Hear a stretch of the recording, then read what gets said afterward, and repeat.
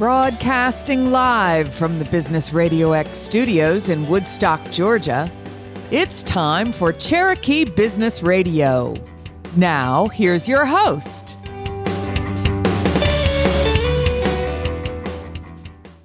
Welcome to this very special edition of Cherokee Business Radio. Stone Payton and Madeline King here with you this morning. And today's episode is brought to you in part by our community partner program, the Business RadioX Main Street Warriors, defending capitalism, promoting small business, and supporting our local community. For more information, go to mainstreetwarriors.org. And a special note of thanks to our title sponsor for the Cherokee chapter of Main Street Warriors, Diesel David Inc. Please go check them out at dieseldavid.com. Madeline, it is so good to be back in the studio. What's going on in your world? I mean, I have two small kids, so a lot all the time. But most recently, this is the first time this is like a wide audience I'm about to say this to. It's a big deal. I just got my real estate license. What Olivia doesn't know is I'm a transaction coordinator. So I am. So I'm a transaction coordinator, and I started this back in November. Oh, it's been but I finally did it. I'm super excited. Opens up a lot for me. I can do more for my clients, etc. Very exciting. Well, it's an exciting time for you. And a large part of today's conversation, I think, is probably going to be geared toward serving community. You and I were just at a community event for the fundraiser for Woodstock Arts, and your husband did more than eat the buffet dinner when he was there. Or did he even get a chance to eat? He almost didn't, because I'm the wife that forgot to get him a plate. I did. I'm not kidding. He was like, "Hey, did you get my food?" I was like, "Ah." I ran up. Luckily, there was still food there. He ate. He also did a live painting on stage. It was super cool. That Woodstock Arts is really great. They started doing this with him in, I think, 2019, which is his first ever live painting. It was like in front of 400 people. It was like, "Oh, you don't know if you want to do it? Let's see." And good. He loved it, actually. And he had a great time. The painting sold in the silent auction after, which is sweet. So exciting. So all donated to the Woodstock Arts. So Holly, my wife, was with me, and air quote won this plate that she was bidding on. Oh, she did? Yeah, so she got. We need to get in a buggy and ride down there and get it later this afternoon. That's my life now. I walk to the studio, I do a show, then I go home, get a late breakfast, and then we hop in the golf cart and tool around town. And that sounds lovely. It's a nice, and did I mention I'm going to Paris next week? Oh, my goodness. I want to live your life. Yes. You will, but not for the next, you have no hobbies or anything for like years. You know what? I don't know. I have a friend that has a 3-year-old similar to one of my daughters. They have been to Japan, Singapore, Paris for sure. Like they've done all the things because they said, my life is not stopping. So like we haven't quite done that. We haven't even quite gotten to go camping in North Georgia. So that probably needs to be the first thing we do. Kudos to them. So we'll get a lot of that under your belt before soccer, gymnastics, cheerleading, and all that. Mm-hmm. I know. I want to hear about your kids. Yeah. Oh, you are in for such a real treat, as are our listeners. Please join me in welcoming to the broadcast with Olivia Price Realty Group, the lady herself, Olivia Price. How are you? I'm ecstatic. Listen, I am loving the energy, okay, because I am also a mother of 2. I have a 3-year-old and also a 7-year-old. So, so with balancing that work and then motherhood and being a wife, I give you the MVP for the year. It's a lot. It is a lot. Yeah. And congratulations. Thank you. That's exciting. Thank you. So you were already in transaction coordination before getting your license? Yes. Well, that's awesome. I did it the other way, right? No, that's okay though. That's okay. That's awesome. Yeah. So that's exciting. Thank you. But I'm excited. I'm excited to be here in Woodstock. I know. The traffic was crazy, but I am here. I'm glad you made it. For what it's worth, even when you're here, traffic is crazy unless you can walk there or buggy there. Look, we don't have the luxury of buggying here, especially on 285 to 85 and all the routes that we had to take to get here. Well, if you come to downtown Woodstock for like a date, family night, just let me know and I'll tell you where to park. That I can help you with. Is it pretty, It's pretty, packed. Oh mhm, yeah. I could believe But that. if you know where to park, you'll be good. See, it's all Oh, yeah. about How the you- tricks. Madeline is in the know. So I got to know backstory. What Yes. compelled you to get into this arena, to get in the real estate arena? So initially, I've been in sales for years, since my early teens. And, I started off with car sales. I was working for Ford. I was with Ford for several years. Then I got into, insurance with State Farm. So after I left Ford, literally is after I had my first daughter. And, I was spending so many hours, and my husband was like, yeah, I think you need to find another career. So that's when I ended up getting my insurance license and started working for State Farm. And literally I was there for a few years, and I just thought I could just do a little bit more. Right. My daughter was a couple years old at that time. I was like, okay, I think I need to get back to me. Right. I like the, aggression of car sales. I like the fact that I love the fact that we're able. I do. And now I'm able to use those same skill sets into real estate. Right. And it's just a little bit more impactful. And that's what I like about it. Car sales is pretty straightforward. You come in, you do your thing, but real estate is more relationship based. So I do like that. I like building relationships and seeing my product form, right? It's a different product that we're selling than cars, right? It's more of you and the idea of being in homeownership or, your secondary home, whatever the case may be. So I just like that. So, I've been in real estate now going on 5 years, and I love it. So you're in a great profession. So I wish you all the luck.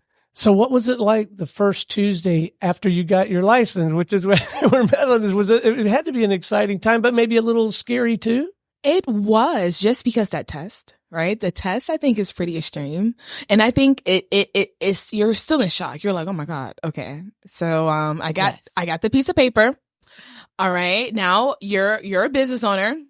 And now you're like, okay, so what do I do to get business? Where do I start? And I think it's just so broad that I think I was just kind of still in shock. I was like, okay, so I'm here now.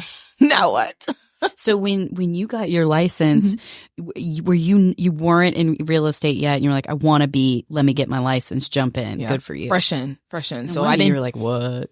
Listen, besides the previous sales experience that I've had, it's nothing compared to real estate though. It's still new. By the way, I am really impressed that she was in car sales, because that scares me. Like, the fact that you did that makes you, I know you're a good real estate agent, because you probably advocate for your clients and know how to negotiate, and also know how to be a nice person, but be just aggressive enough to get it done. Right. And that's one thing too, because it's male dominated, right? And I just learned a lot from my fellow counterparts. I did. And I loved it. They loved me. I was in Buford. Shout out to Mall of Georgia Ford, by the way, because now I can send them an invoice. This is great. No, because they were great. It was real family. So really good experience that really helped me get into the field that I'm in now. So really, from real estate for me, since I've been in it, has been a whirlwind of learning experiences, right? And seeing what works for you and what doesn't work for you in your business. But ultimately, I'm just happy to be here. I am, and happy to still be in business. So I'm just happy. So have you found yourself gravitating to a certain type of client, the new home buyer, the investor, the luxury, So in terms of which route I take for business, I tend to find a lot of first-time home buyers for me, and resell on the listing side. I love my first-time home buyers, just because it's like, how can I put it? You're a virgin. You don't know. It's like you're new to everything. So the first impression that they get from me is lifelong. So I like that. I like being that, hey, your first experience was a good experience. And I like to build those, because that's where my business comes from now, is referrals. For people that I've done business with, and also people that haven't done business with me but have heard about me, and they send people business. They send me business. So within the resale, and then the first time home buyers, that's really my lane. So now that you're 5 years in, what do you think is the most rewarding? What's the most fun about it for you? fun. Can you put fun and real estate in the same sentence? I don't know, but depends on what's happening. Right? It depends on what's happening. But I can say that at year 5, we're building our team, and I think that is that's the fun part. I would say that's the fun part, or the liberating part about it, that you can do that. I started from ground zero. I'm originally from Florida, born and raised, right? I've been in Georgia going on 12 years now. Didn't know anyone. Didn't have a dime when I started. And to start at ground zero, to build it up, now to come into the position to build a team, I mean, right there, that speaks volumes. So I'm just to a point where I'm like, okay, you know what? I'm at where I'm at, and I'm just looking to continue to grow. That's what I'm at with it. Just continue to grow. I'm really impressed. And yeah, you're not kidding. When you first start and you get your license, the fees and the it's like $120 just to take the test. You don't want to fail it. I was just going to say, hopefully you'd listen. I've had so many stories of people trying to get in, and you got in. So I just want to say congratulations on that. Thank you. That's an accomplishment by itself. Well, I'm sitting here impressed by you, because now you're 5 years in and you're building a team. What does that look like? You've got agents, you've got transaction coordinators, you got all of it. That's really exciting. Next level. Yes. So like I said, I just started with me. So I'm my marketer. I'm a cold caller. I'm my back office team, my transaction coordinator. I'm my showing agent. I'm everything, right? Yeah. Come on. As a first time business owner like myself, I came into an industry at the age of 24. Okay. Thank you, because I have no idea how old anyone is. So I'm like, you could be 20. I don't know. That's no, you couldn't actually, technically. Okay. Listen. So I'm the same way. I usually not. And that's you too, listen.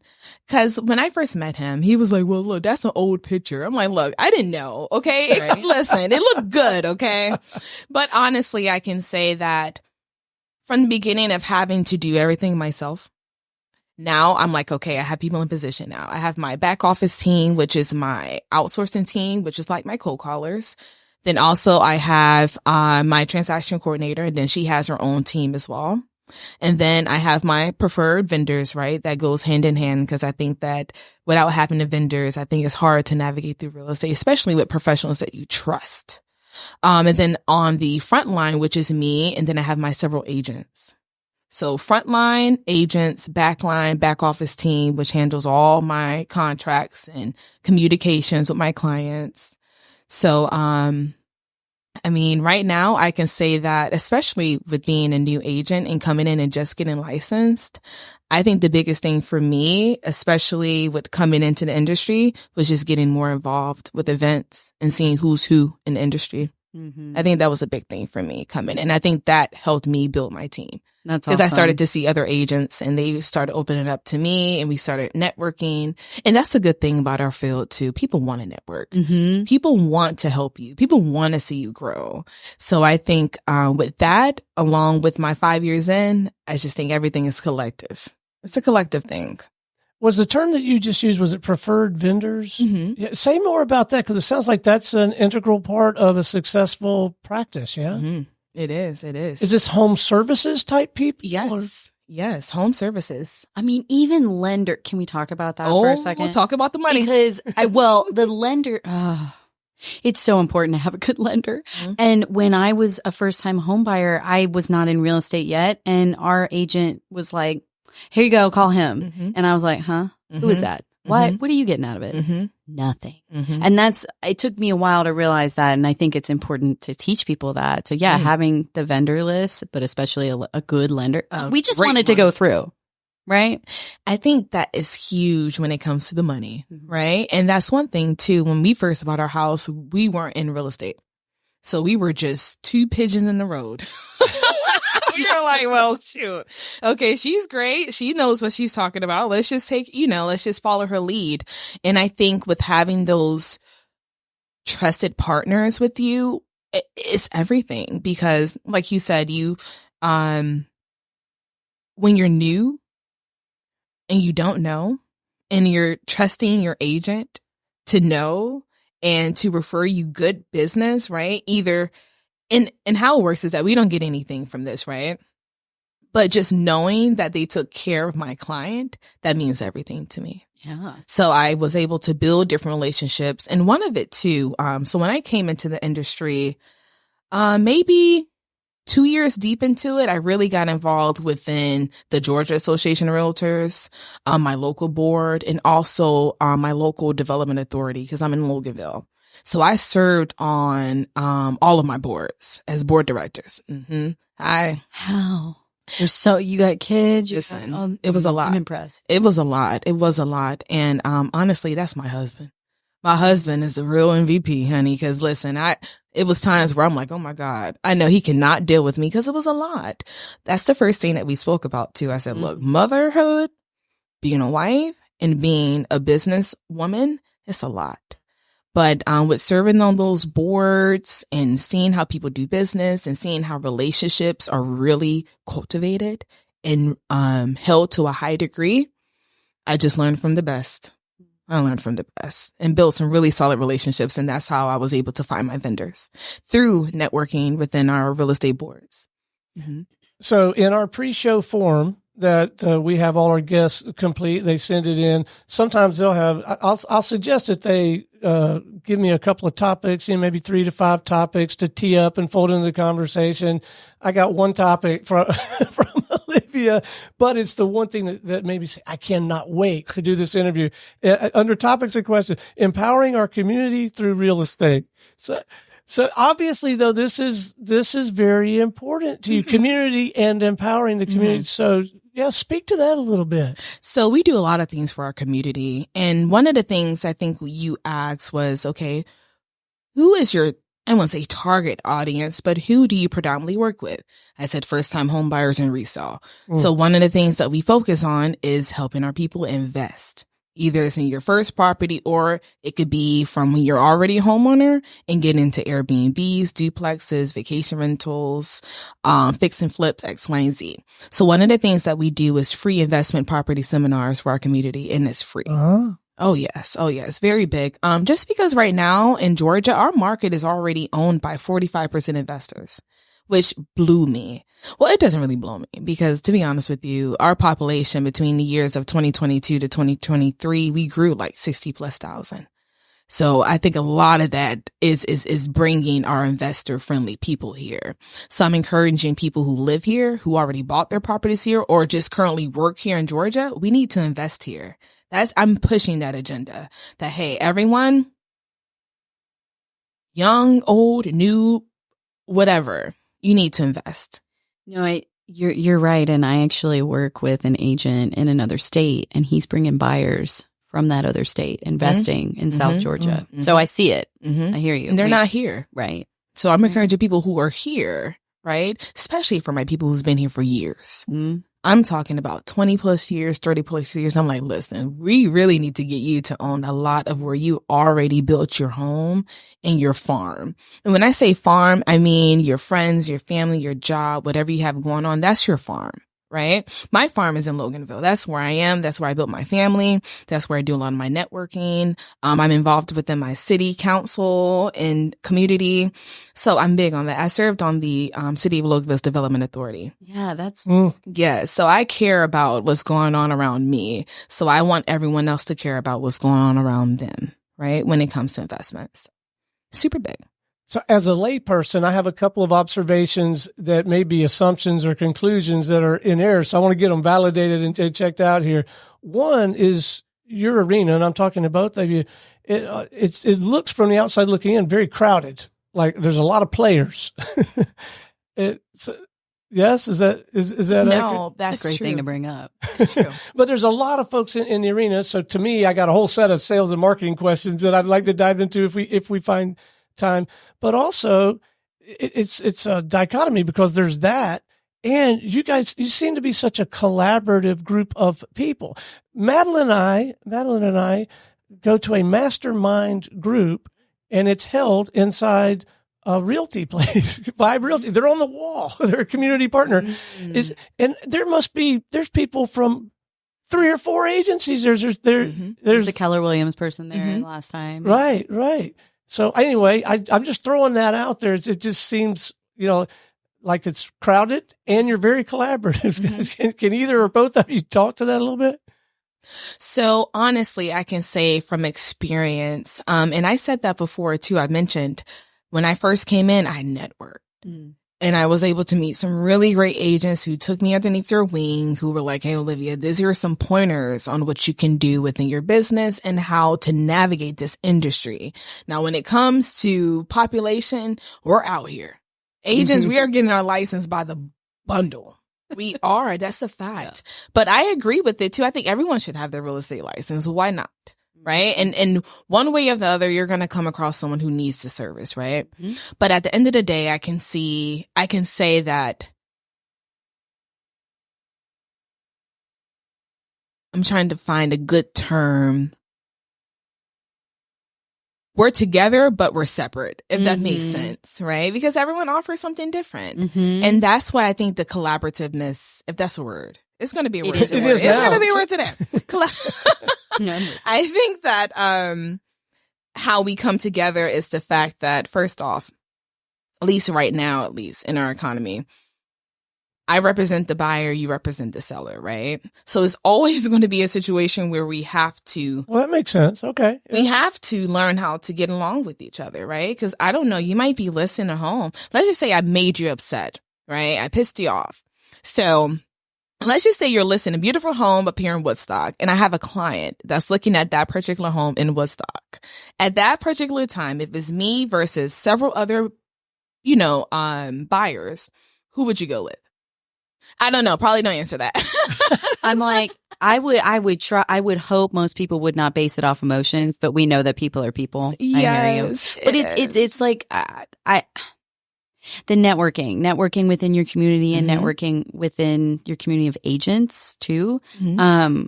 I see a lot of collaboration versus competition, to your point. And to your point, we kind of have to, right? Especially because at the end of the day, you want the deal to go through. You both do. So even if you don't vibe with each other, personality wise. Also too, and that goes back to business practice, right?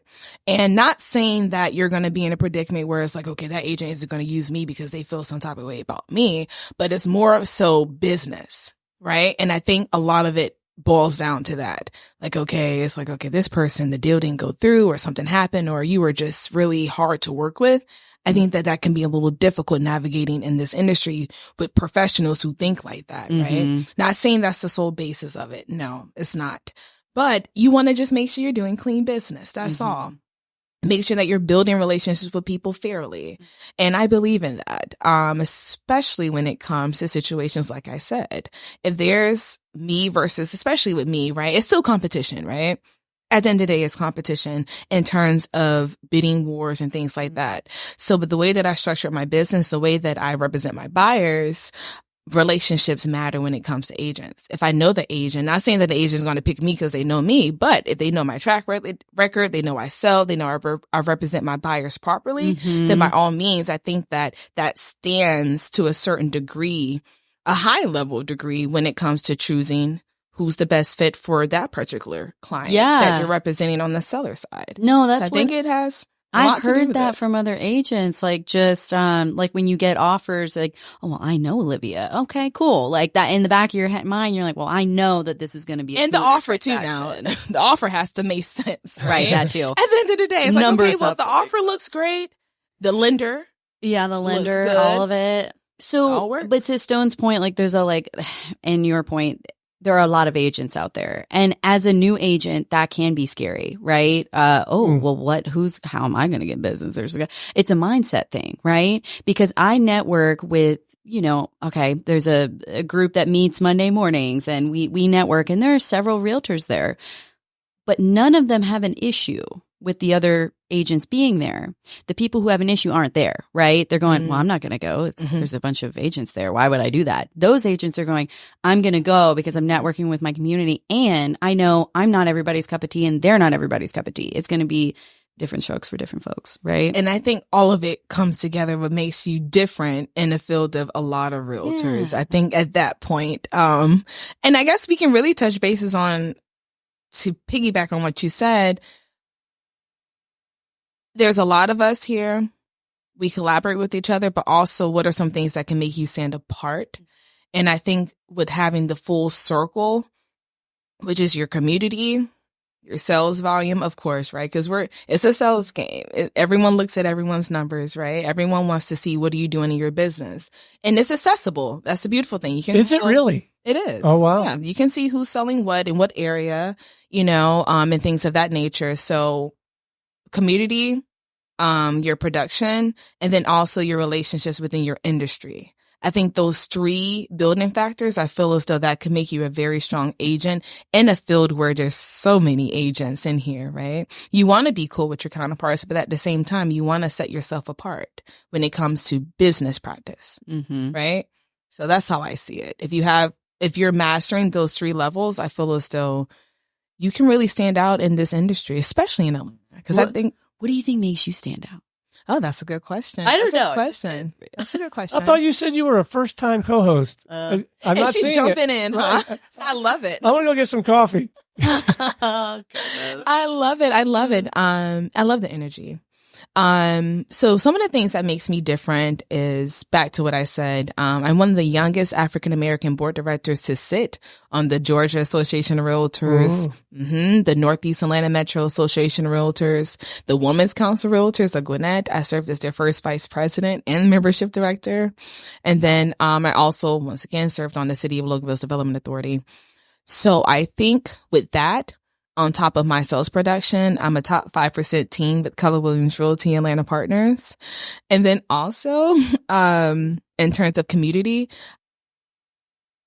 that's one of the reasons why I do my free investment seminar is for the community. Love it. And also I speak at high schools too. Do you is there anything you don't do? Well, yes. I'm sold. A lot. No, but, honestly, I can say that, but yeah, I speak at different high schools too, about financial literacy because I feel as though that's a big thing. I feel as though as children, I want to say as children, but as teenagers, because we predominantly, speak to high schools.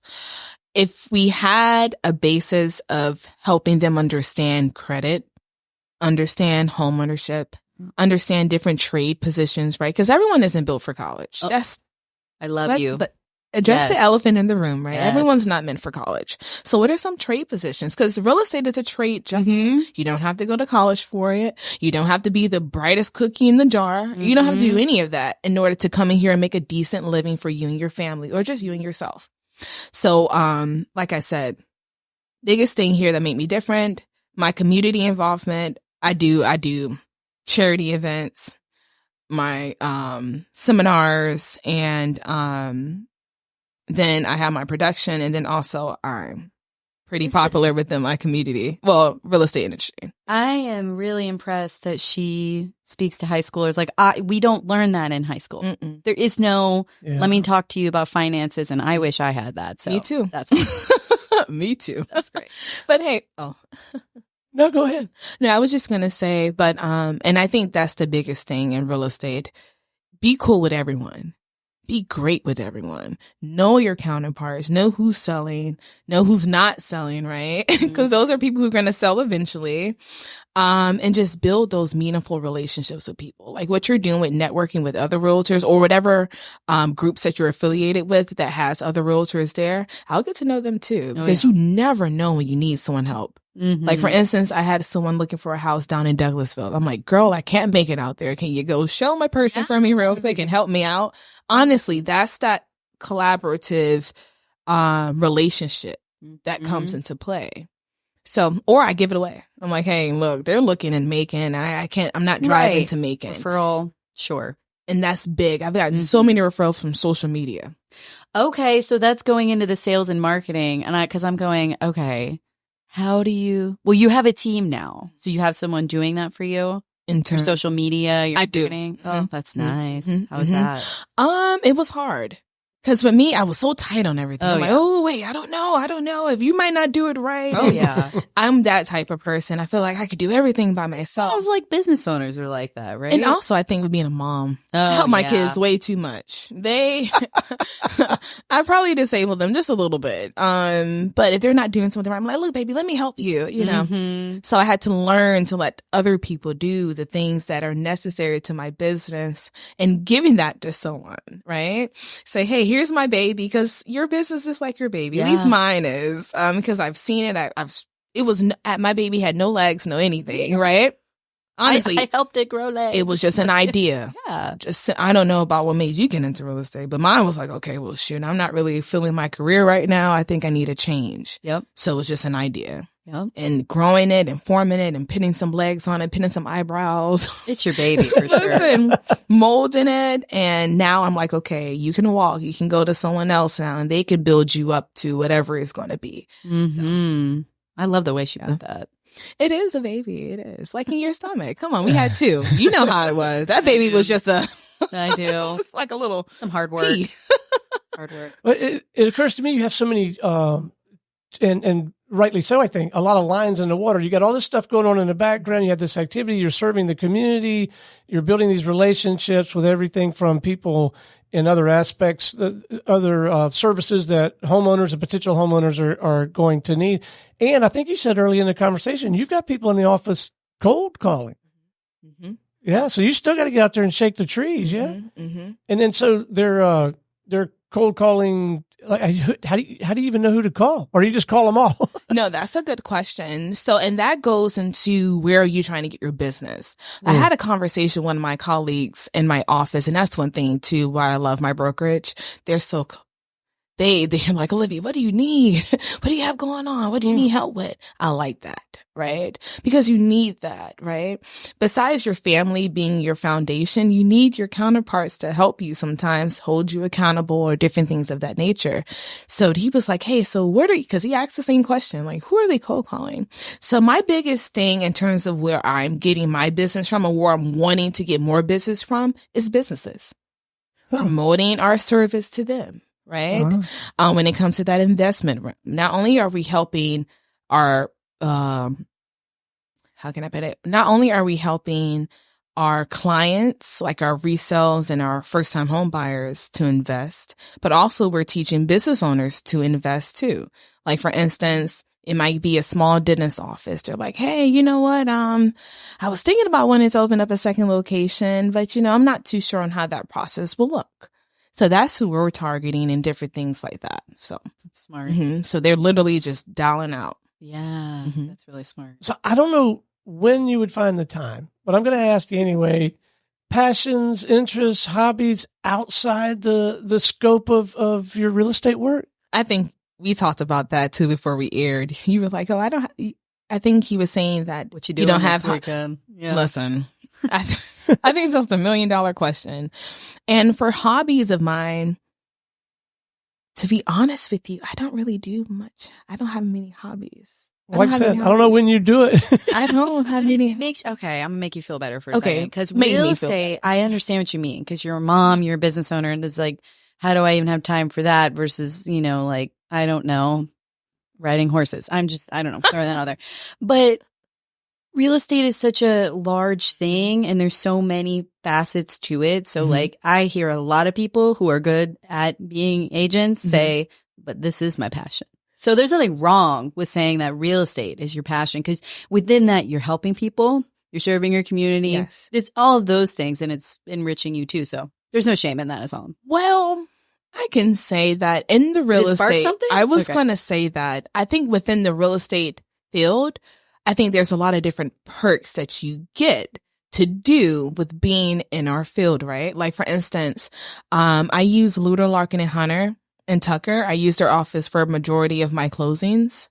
So they do a lot of events. So I'm able to go out to different events through them, right? Cause they do a lot of things for real. That's the beautiful thing, right? Realtors, we get special privilege. I think they want to invite us out to different things, right? For us to talk about it, for us to promote it to our clients. So I think there's just it's a win-win, right? Cause I don't do much outside of what I do in real estate. But within being in real estate, a lot of things come with it. So I go to a lot. I go to the Hawks game. I go to concerts. There you go. So I think we get a lot of that within just being in a job. So I guess I really don't have any hobbies, but just real estate. That's, again, nothing wrong with that. It's time consuming. Well, no, what I think I'm realizing, I like to hunt, fish, and travel, and I enjoy bourbon. But I imagine if I were in the real estate arena, I'd get to have plenty of access to bourbon, probably, and maybe the lenders would want to go fishing or hunting or whatever. So yeah, it's all kind of interwoven. It's a very symbiotic environment. Those relationships, right?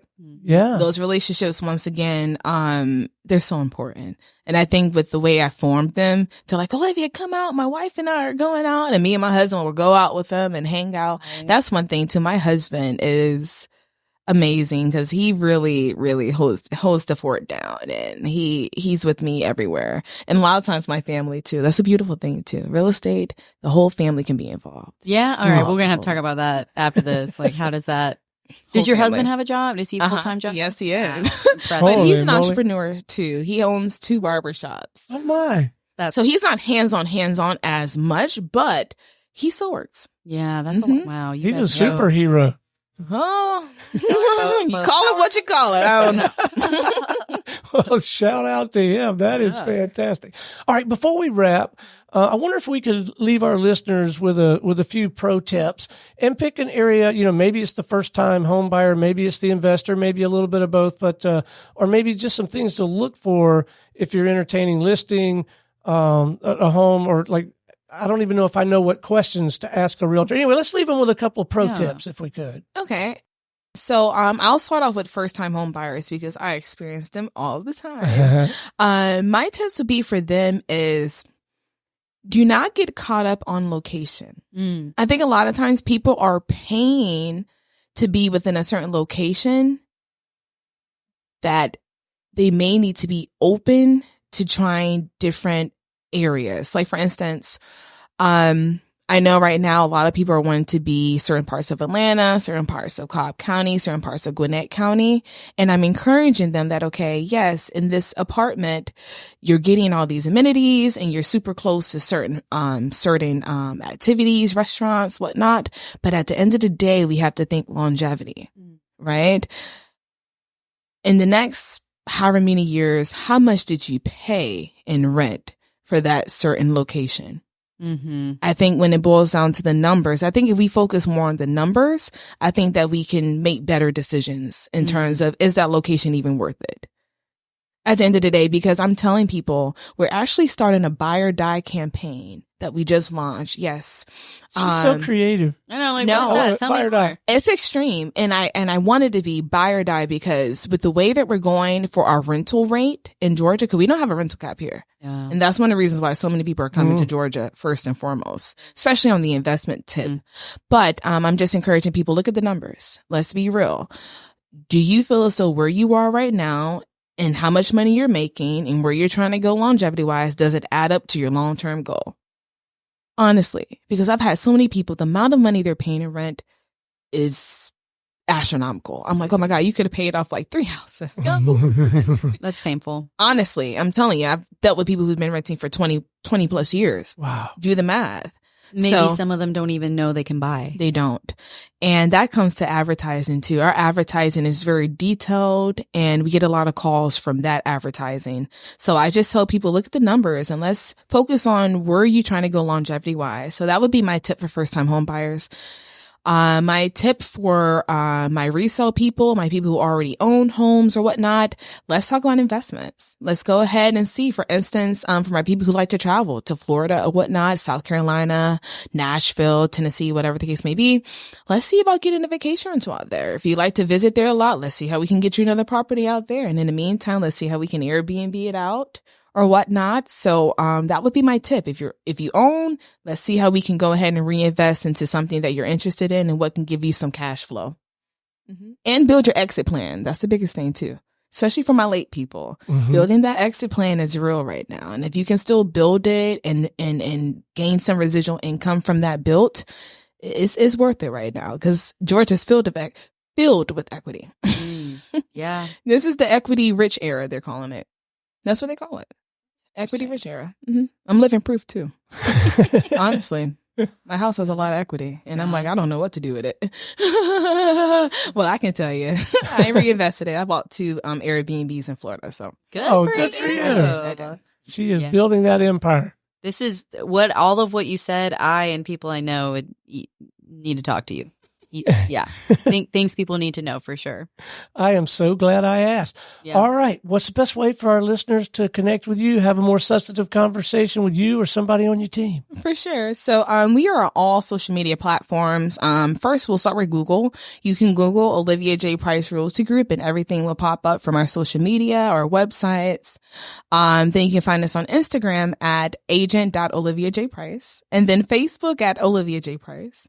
And then TikTok at Olivia J. Price. Everything is going to be Olivia J. Price across the board on all platforms, LinkedIn as well.